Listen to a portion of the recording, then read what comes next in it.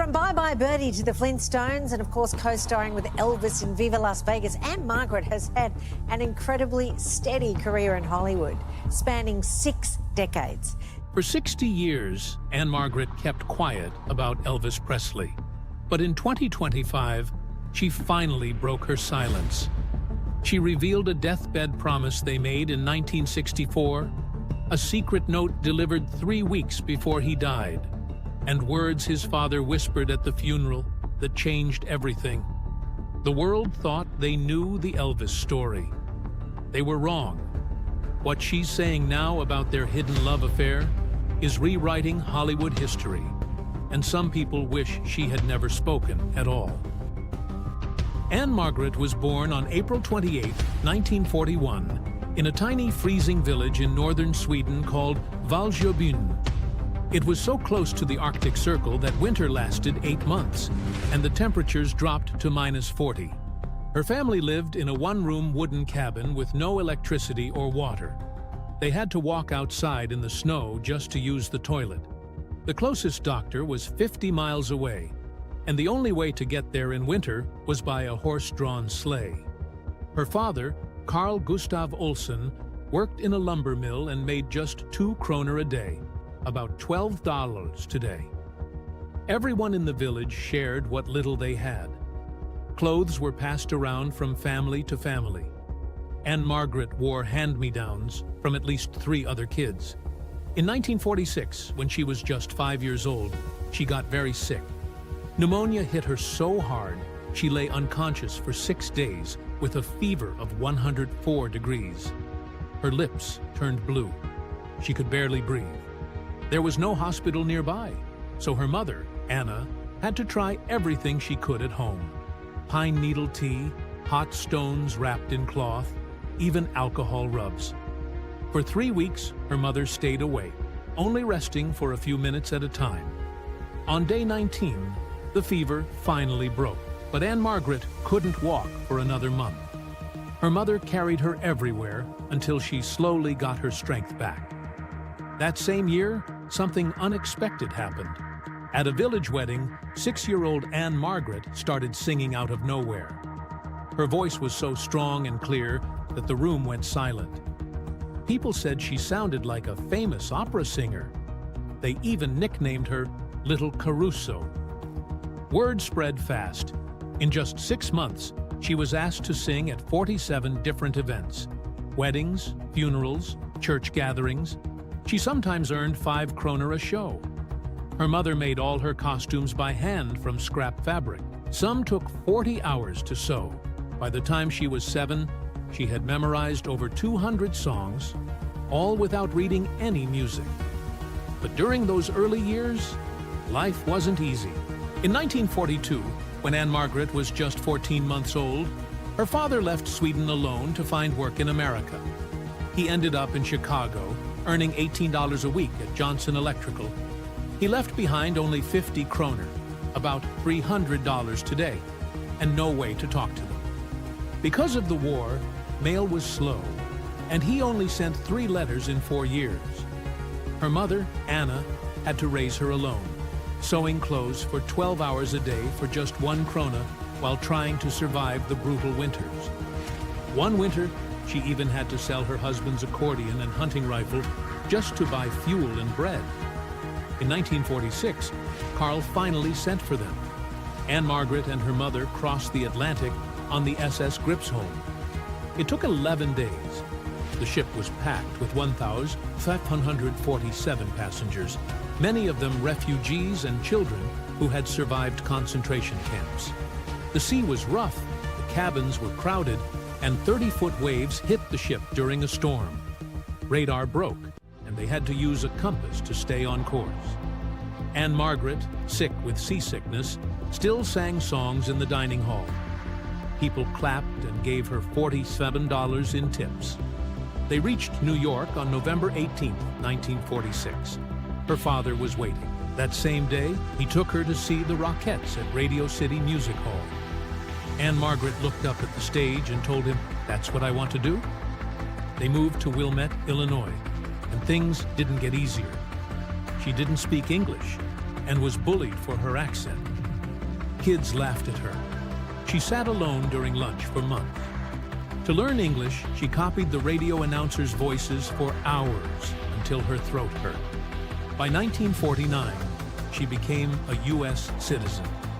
That same year, at age 8, she started piano lessons. After only 3 weeks, she wrote her first song. Her teacher was shocked and got her a paid performance at church, where she earned $5. Her mother made her a blue velvet dress, sewing late at night to get it ready. Over 200 people showed up. In 1950, disaster hit again. Her father hurt his back at work and couldn't move. For 8 months, he got only $23 a week in disability. Her mother found work as a receptionist at a funeral home for $32 a week. Their rent was $45. To help, Ann-Margret babysat for 50 cents a night. She still dreamed of dancing, but her parents said no. They couldn't afford it. She practiced in secret using a cracked mirror she bought for 25 cents. She even watched lessons through a dance studio window and memorized every move. Her mother found her worn-out shoes and confronted her. It turned into their first real argument. In the summer of 1953, she did something bold. She secretly paid $2 to enter the Lake County Fair Talent Contest. She was 12. Her dance was inspired by burlesque star Gypsy Rose Lee, complete with hip movements, flowing fans. She wore a red church dress, but had altered it herself. The crowd of 500 was shocked. Some people clapped, others were furious. She won first place and $10, about $110 today. A newspaper ran the headline, "Swedish Girl Shocks Fair Crowd." Suddenly, everyone knew her name. By 1957, in her final year of high school at New Trier, she formed a singing group called the Subtle Tones with 3 classmates.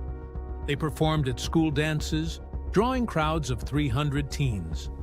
Her wild hip twists and hair flips became her signature. They made $15 a show, split 4 ways, and she kept her 3.75 a secret from her parents. Their name spread, and they got booked at a Chicago club and were even promised a shot in Las Vegas. That spring, during the talent show, her solo performance of "Rock Around the Clock" made the crowd scream so loudly the principal had to calm them down. One student, future actor Bruce Dern, later said she hypnotized the whole room. She was voted most likely to become famous. In 1960, after just 1 year at Northwestern University, she shocked her family again. She left school and traveled with her group to Vegas for a gig that didn't happen. Her friends went back to college. Ann-Margret didn't. With only $50 in her pocket, she hitchhiked to Los Angeles. Her parents were crushed. They had saved for years to send her to college. Her father, who worked multiple jobs to bring the family to America, couldn't believe she gave it all up. She had been studying speech and drama. Everyone thought she'd play it safe. But something big happened. She got a singing job in a rough Vegas lounge. One night, comedian George Burns saw her. He added her to his Christmas show at the Sahara. That led to a deal with RCA Records. Her first song, "Lost Love," flopped. It didn't chart. Critics said she sounded too mature and sexual for someone just 19. RCA almost dropped her. But George Burns stepped in and begged them to give her one more chance. In 1961, she made her movie debut in Pocketful of Miracles. But behind the scenes, there was trouble. She clashed with Bette Davis, who was trying to revive her career. When Glenn Ford said he helped Davis get the role, she snapped, calling him names. Davis called Ann-Margret an upstart. They fought over dressing rooms. The director, Frank Capra, was stuck in the middle. It was chaos. Then came April 9th, 1962. At the Oscars, Ann-Margret performed Bachelor in Paradise. She turned what was supposed to be a normal performance into a fiery, sexy dance routine that made the whole room sit up.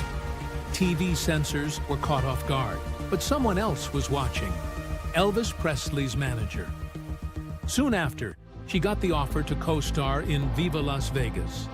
That one TV performance changed everything. It launched her movie career and led to one of Hollywood's most talked-about romances. In 1962, Ann-Margret recorded a song called "I Just Don't Understand" for her album On the Way Up. What nobody knew was that this song would quietly change music history forever. It was recorded on May 9, 1961, in Nashville at RCA Studio B. The sound of the guitar was distorted in a way no one had heard before. It happened by mistake. An engineer pushed the equipment too far, but instead of fixing it, they kept it. The fuzzy sound came from a homemade pedal built by Red Rhodes, and it was played by Billy Strange. This raw, aggressive tone shocked the music world. It didn't sound clean, and that was exactly why it felt so alive. The song shot to number 17 on the Billboard Hot 100, number 15 on the Cashbox, and number 10 on Record World. Time magazine said she was the kind of singer who could make a song really pop. Billboard gave her album 4 stars and called her voice playful and sexy. That one accident with the guitar would later inspire bands like the Beatles, who covered the song just a year later in 1963. But that same year, 1963, her life behind the camera wasn't so smooth. While filming Bye Bye Birdie, she had to shoot a clothes-changing scene 17 times. Her body was pushed to the edge. She lost 10 pounds just trying to keep up. The costumes kept falling apart during the fast dancing, and the director kept saying, "One more time." The set was dangerous too.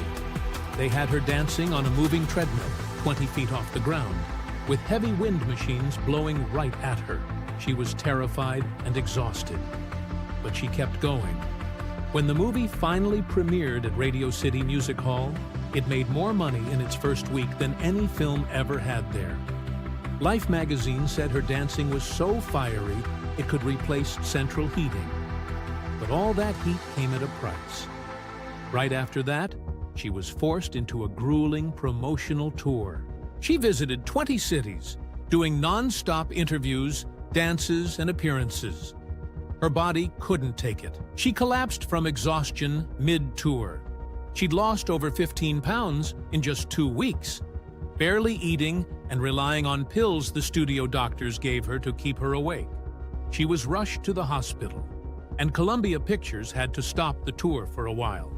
But within days, she was back on stage. No rest, no break, just that same unstoppable drive that would carry her through a 60-year career. Later that year, she did something that stunned TV audiences.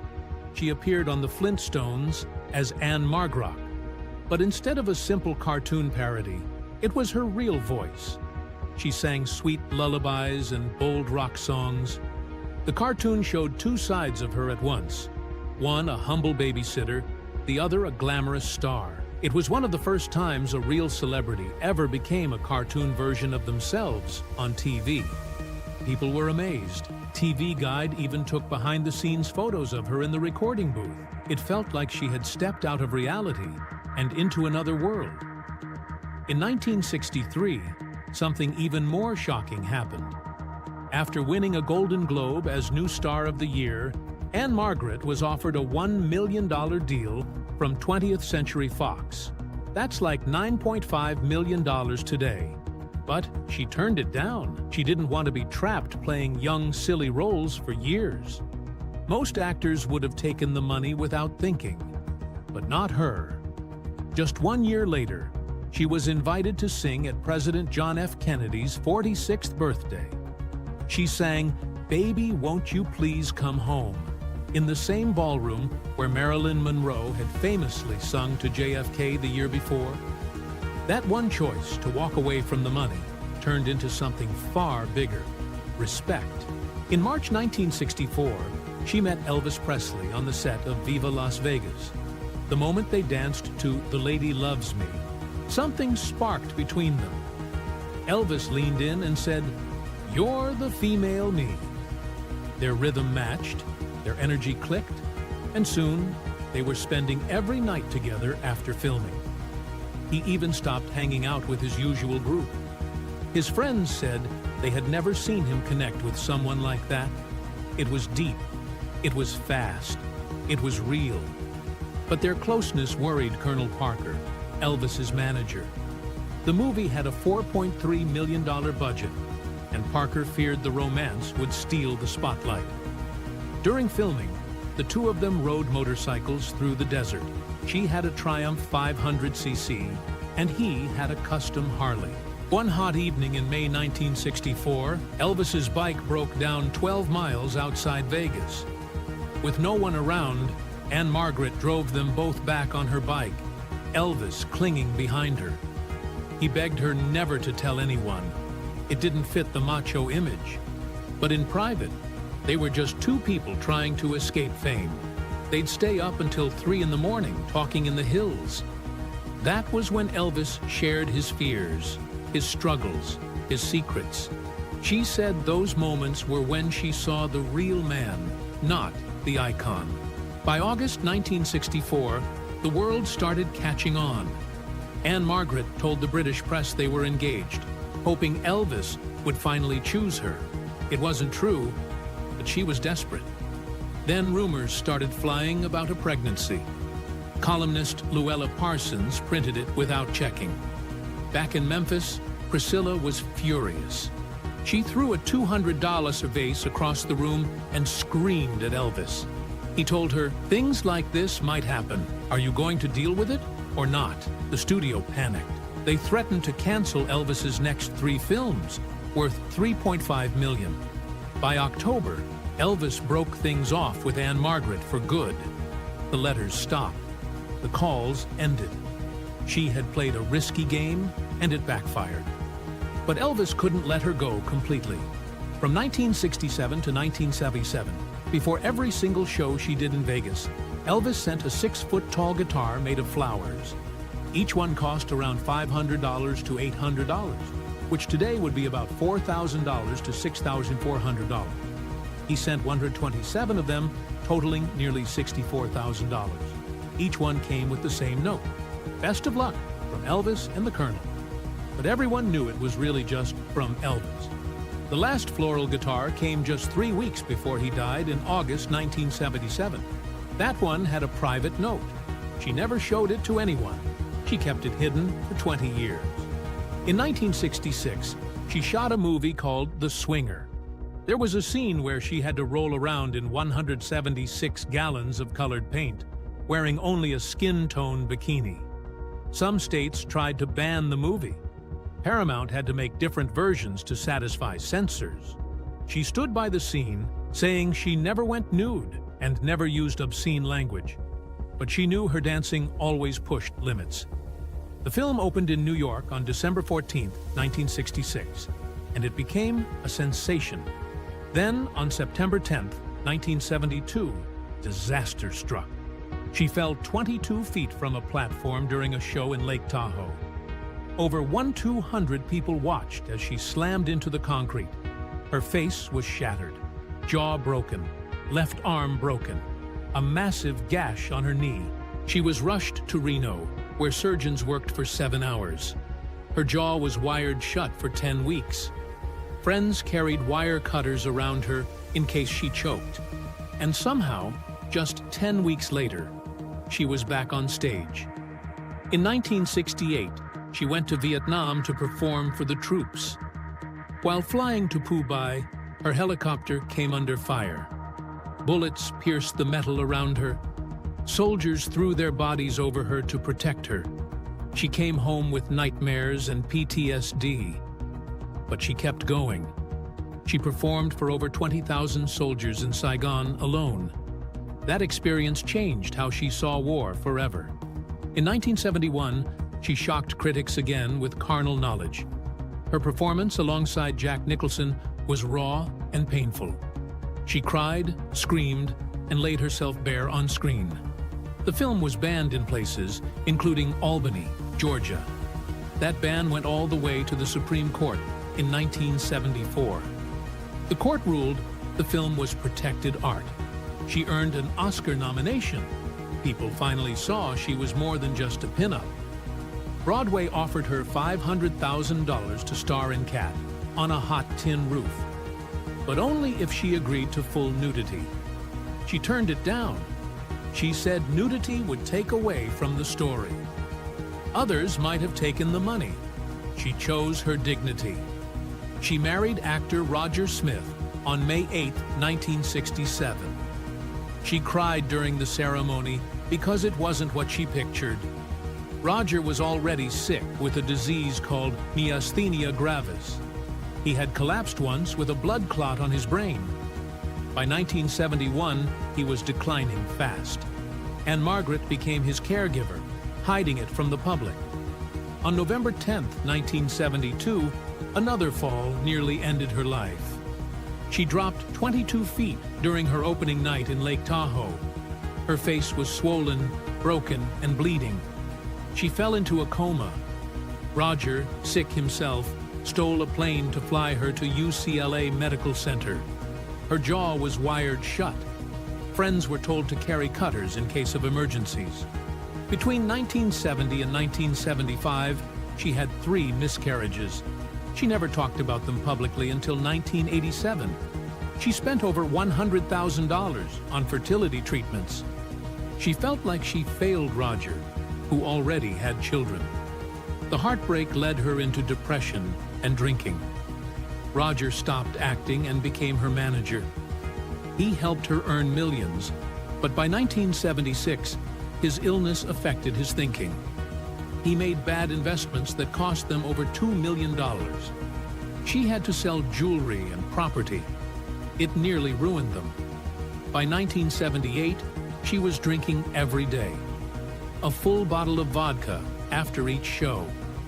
She kept it hidden well, but in 1980, she forgot lyrics during a show and nearly collapsed. She joined Alcoholics Anonymous in secret.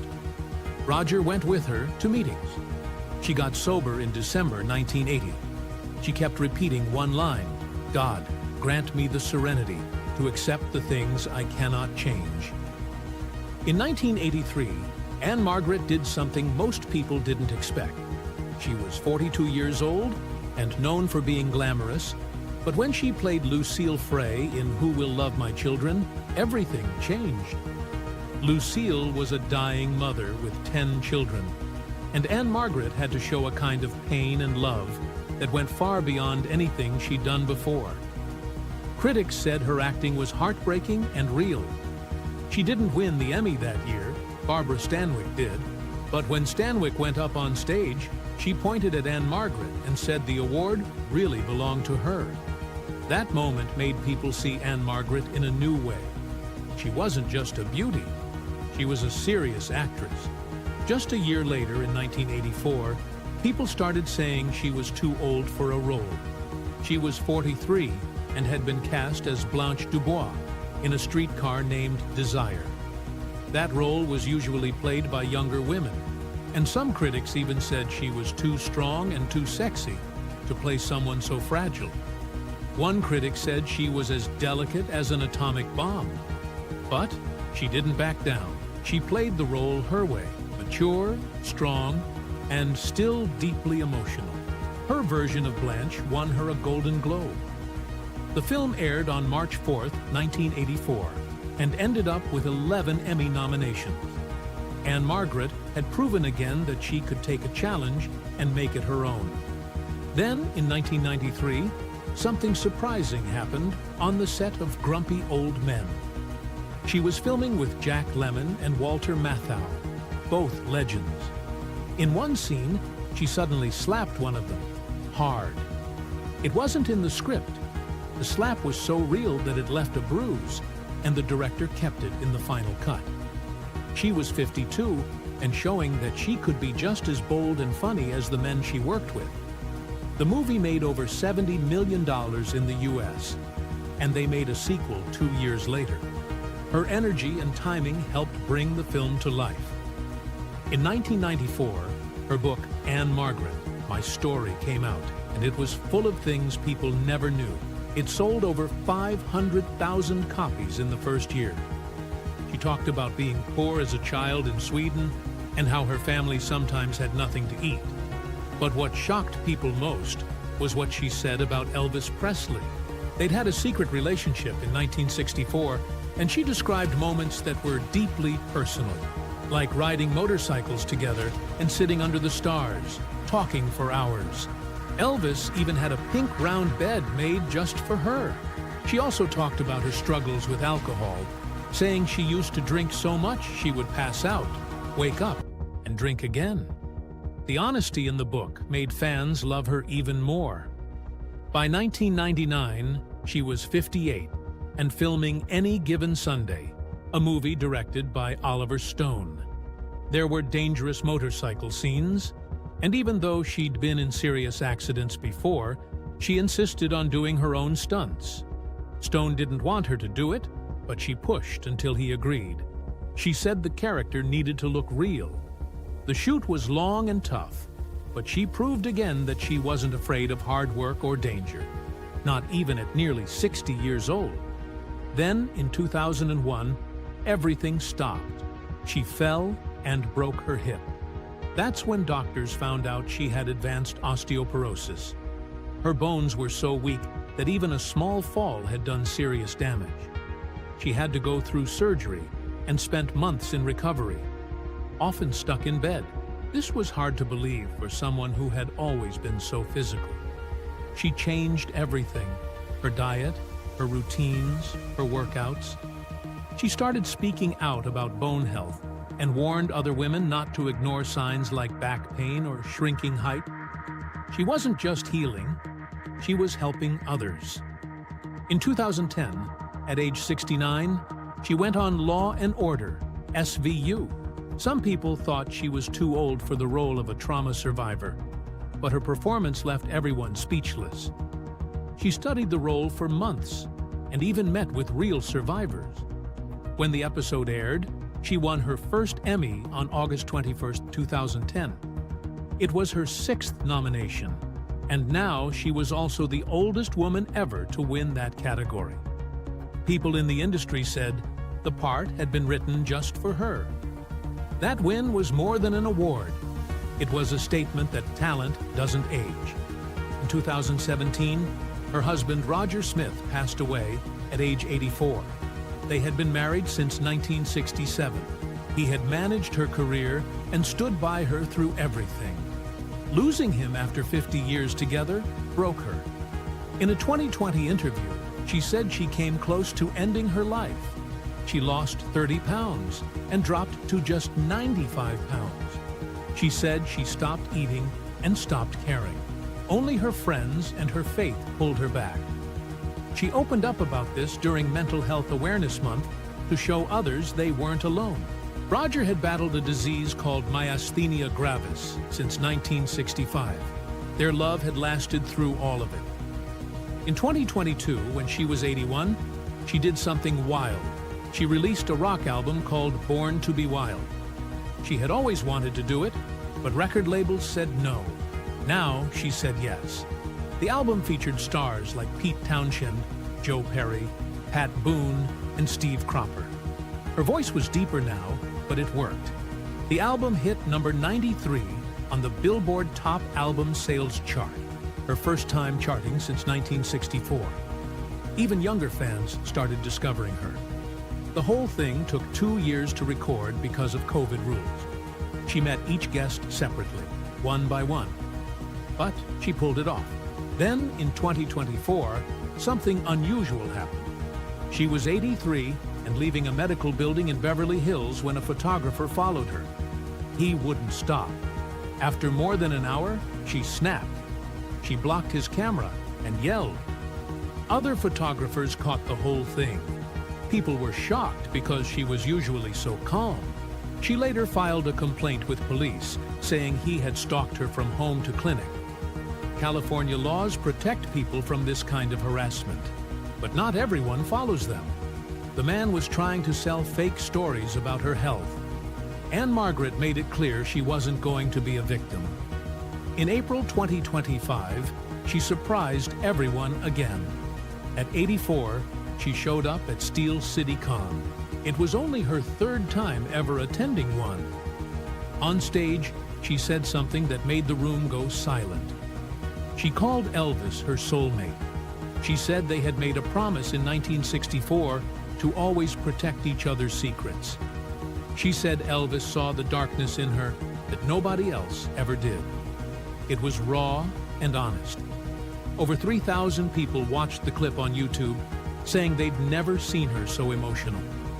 Just 3 months later, in July 2025, she shared another memory. At Elvis's funeral in 1977, his father, Vernon, whispered something to her. He said, "Elvis truly loved you." She never told anyone until now because she wanted to respect Priscilla and the Presley family. But Vernon's words stuck with her for 48 years. She said Elvis had always been torn between his love for her and his duty to Priscilla. Hearing Vernon say it out loud confirmed what she'd always wondered. That interview has been watched over 860,000 times. Then in August 2025, she revealed a final secret. After Elvis died, he had arranged for one special wreath to be sent just to her. It was shaped like a guitar, made of red roses and white carnations, taller than she was. It had a golden ribbon with his initials. No one knew about it. She kept it hidden for 20 years. There was a note with it, but she has never told anyone what it said. She said it was too sacred. That guitar shape, she said, was Elvis's last way of saying goodbye. Finally, in September 2025, she sat down again and shared something that broke people's hearts. She said she had tried to save Elvis, but she couldn't. She remembered nights when he talked about being tired of fame, about feeling trapped. She said he would stare off into space like he was already fading. He once told her he felt like he was stuck inside his own legend. She said she always wondered if staying with him might have helped him survive. She couldn't stop thinking about what might have been. That video now has millions of views.